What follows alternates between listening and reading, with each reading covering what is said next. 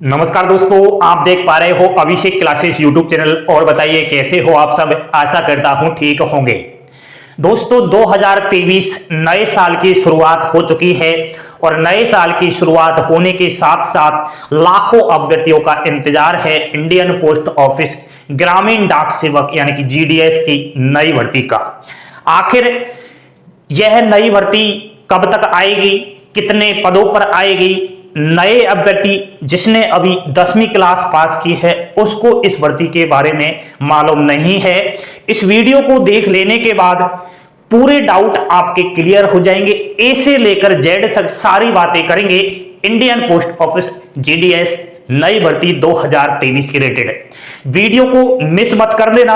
अगर वीडियो आपने बीच में छोड़ दिया तो जिंदगी की सबसे बड़ी गलती कर बैठोगे।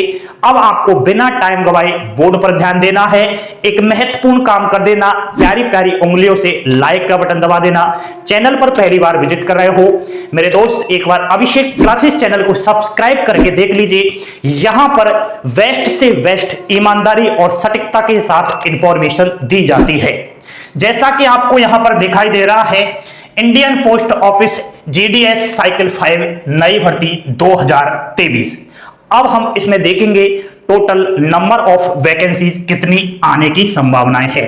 टोटल पोस्ट की बात करूं दोस्तों तो इस बार 19,500 वैकेंसीज की संभावना मुझे लग रही है, क्योंकि 2023 में 2 बार रिक्वायरमेंट आने की संभावना है। साइकिल 5 की जो वैकेंसीज है ना 2023 में 2 बार आएगी। अब आपको यह भी देखना चाहिए कि कब तक आएगी नोटिफिकेशन, ऑनलाइन फॉर्म कब तक स्टार्ट हो जाएंगे। पहला जो नोटिफिकेशन है ना दोस्तों जीडीएस का, वह जनवरी फरवरी एक्सपेक्टेड मुझे लग रहा है। ठीक है, ये 2 महीने आपको मैंने बताए हैं। इन महीने में कभी भी किसी भी समय इंडिया पोस्ट ऑफिस जीडीएस की भर्ती साइकिल 5 की आ सकती है। इतने पद तो रहेंगे। आपके मन में एक ख्याल आएगा, सर साइकिल 4 के अंदर तो 38,000 वैकेंसीज थी, लेकिन इसमें आप 19,500 कैसे बता रहे हो? क्या आपके पास डाटा है? मेरे पास डाटा नहीं है, ना ही कोई ऑफिशियली जानकारी है, लेकिन संभावनाएं लग रही है क्योंकि इस साल 2 बार रिक्वायरमेंट आएगा। ठीक है, एप्लीकेशन फीस लगेगी केवल अनरिजर्व ओबीसी ईडब्ल्यूएस और एमबीसी के अभ्यर्थियों की 100 रुपए। ठीक है, अगर आप एससी एसटी फीमेल और पीएच कैटेगरी से हो तो एक भी पैसा आवेदन का नहीं लगेगा। एज लिमिट के बारे में बहुत सारे अभ्यर्थियों का डाउट बना रहता है, तो ध्यान देना। अनरिजर्व ईडब्ल्यूएस कैटेगरी से अगर हो तो 18 वर्ष से 40 वर्ष आयु सीमा है। ओबीसी कैटेगरी 18 वर्ष से 43 एंड एससी एसटी फीमेल 18 वर्ष से 45 एंड अगर आप विकलांगता श्रेणी से हो, पीएच कैटेगरी से हो तो 18 वर्ष से 50 वर्ष।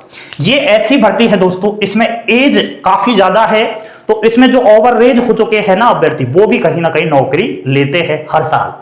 क्वालिफिकेशन भी इसमें छोटा सा है, केवल 10th पास अगर कर रखी है ना तो आपकी इसमें नौकरी लग सकती है। यह है नोटिफिकेशन की बातें। अब बात करेंगे और हम महत्वपूर्ण, आखिर सिलेक्शन कैसे होता है। तो दोस्तों सिलेक्शन प्रोसेस अगर देखें हम जीडीएस का, तो पहले आपकी merit list wasted on 10th यानी कि 10वीं की परसेंटेज को देखकर इसमें मेरिट निकलती है। सर्किल बाई अलग अलग मेरिट निकलती है।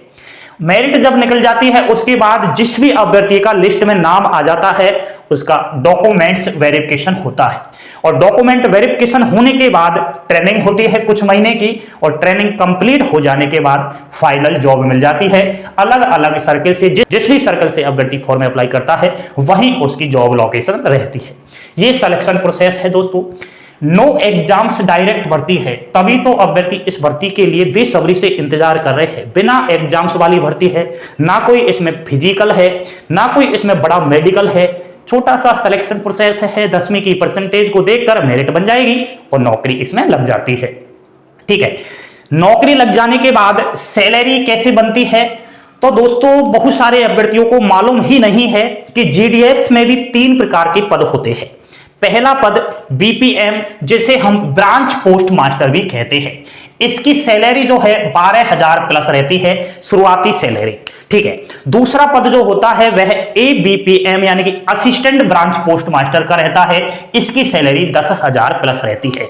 और जो ये सैलरी बनती है ना दोस्तों, ये घंटों के हिसाब से बनती है। जैसे आपका BPM का ड्यूटी टाइम रहता है 5 घंटे का, ABPM का 4 घंटे का, इसी हिसाब से सैलरी बनती है।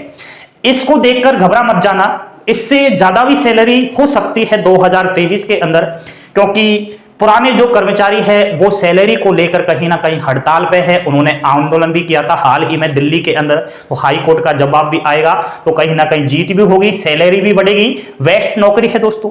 ठीक है, अब दोस्तों नौकरी लग जाने के बाद सैलरी मिल जाएगी, ये भी तो देखना चाहिए कि काम क्या रहता है, कौन सा कार्य करना पड़ता है।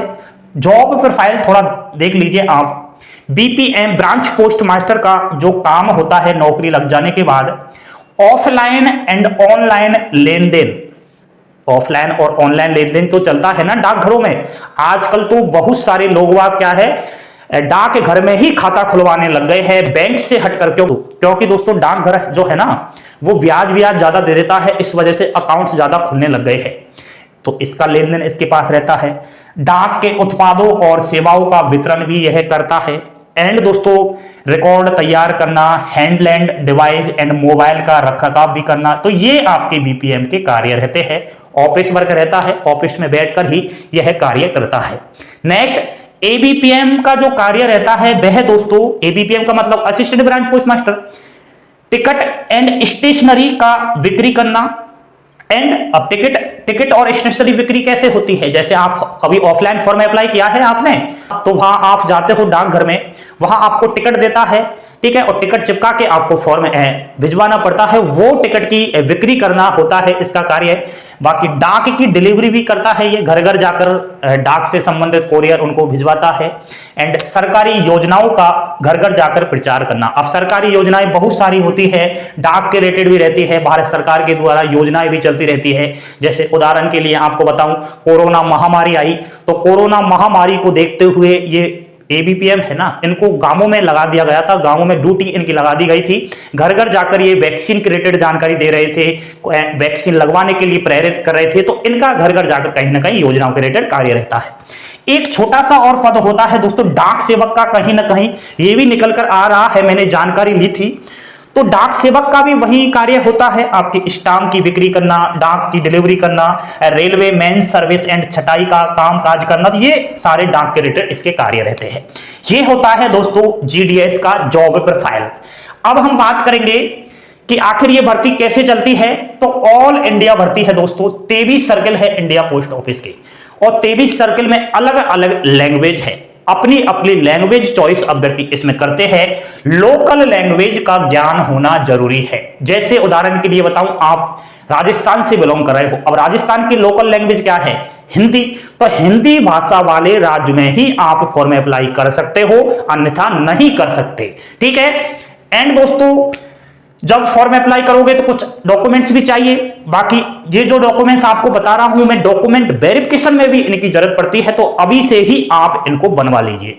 10वीं की मार्कशीट एंड सर्टिफिकेट होता है, प्रमाण पत्र। आजकल तो 10वीं की मार्कशीट के साथ ही अटैच हुआ आता है, लेकिन कहीं कहीं राज्य ऐसे है उनमें अलग आता है, तो ये दोनों चाहिए।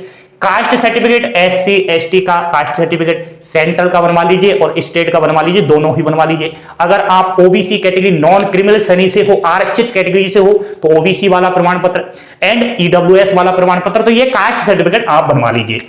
मूल निवास प्रमाण पत्र, जिस भी राज्य से बिलोंग कर रहे हो वहां का मूल निवास प्रमाण पत्र होना जरूरी है।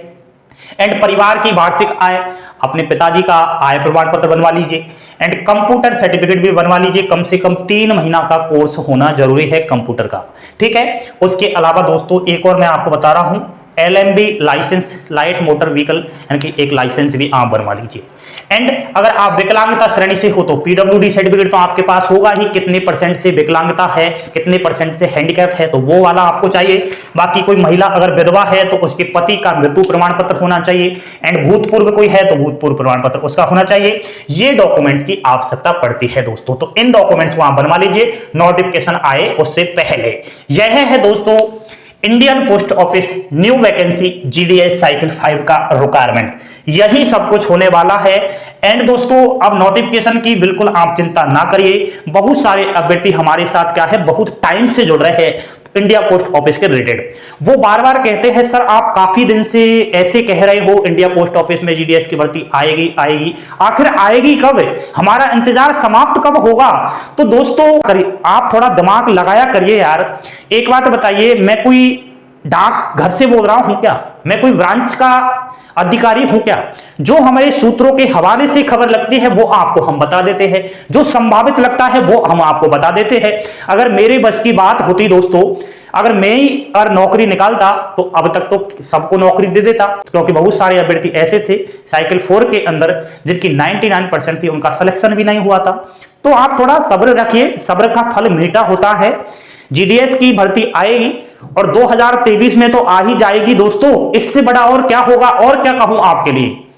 अब पागल ना बनिए, ये जानकारी बहुत ही अभ्यर्थियों के लिए फायदेमंद साबित होगी। जो बेचारे अभ्यर्थी कहते रहते हैं सर जीडीएस की कैसे तैयारी करें, सर एग्जाम्स कैसे होगी, कौन सी किताब से जीडीएस की तैयारी करें, कम से कम वो इस वीडियो को देख लेने के बाद ऐसे प्रश्न तो नहीं करेगा ना कि जीडीएस के लिए कौन सी किताब ले, कहां किताब लोगे भैया जीडीएस की, यहां तो पढ़ना ही नहीं पड़ रहा है, कहां एग्जाम्स हो रही है। तो उनके लिए कम से कम जानकारी आप ले लेने दीजिए करिए, वो भी आपके छोटे बड़े भाई बहन है। एंड अभिषेक क्लासेस पर अगर भरोसा करोगे तो कहीं ना कहीं आपका ही फायदा होगा, मेरा कम होगा आपका ज्यादा होगा।